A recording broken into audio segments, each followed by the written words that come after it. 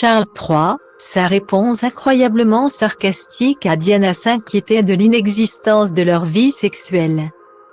Le roi Charles va peut-être devoir s'initier au pranayama yoga afin de gagner en sérénité dans les mois qui viennent.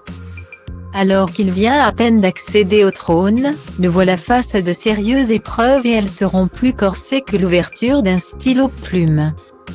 Outre les mémoires de son fils Harry qui sortiront en janvier prochain et qui seront sans doute à charge contre la famille royale, le fils d'Elisabeth II va voir certains épisodes de sa vie, explorés dans la 5e saison de la série désormais culte The Crown.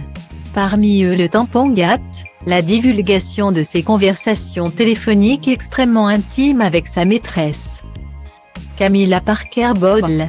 Un scandale qui aurait bien pu lui coûter le trône. Et ce n'est pas tout. Le 8 novembre prochain un ouvrage intitulé The King, The Life of Charles III, sortira. Et son auteur Christopher Andersen n'a pas eu la main morte sur les révélations.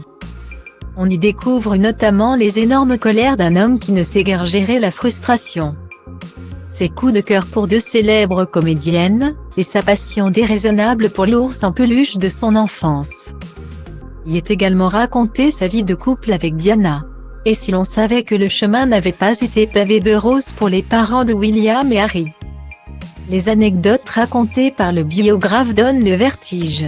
Le mariage de Charles et Diana est dans ce livre qualifié de hautement combustible. L'un des valets de Charles se souvient avoir vu Diana lancer des insultes et se moquer de l'obsession de son mari pour la mort de Camilla. Écrit Christopher Andersen. Le valet observait Diana poursuivant littéralement son mari dans les couloirs, les escaliers d'une pièce à l'autre dans la maison de campagne de Charles à Highgrove. « Pourquoi ne veux-tu pas coucher avec moi ?» aurait demandé la princesse à son mari qui avait à toutes fins utiles mis un terme unilatéralement à leur relation sexuelle. Depuis la naissance du prince Harry en 1984. « Je ne sais pas, ma chère. Je pense que je suis peut-être gay », aurait répondu Charles sur un ton très sarcastique. D'après les témoins entendus pour cette biographie explosive, les officiers chargés de la protection de la famille royale en étaient venus à s'inquiéter de la puissance de feu pur contenue dans l'enceinte de la demeure de campagne de Highgrove. Cette dernière contenait en effet fusils de chasse, carabines et pistolets. Les membres de la sécurité auraient craint que, sous le coup de la colère, n'importe lequel de ces objets puisse être utilisé pour un suicide. Un homicide ou les deux, assure Christopher Andersen.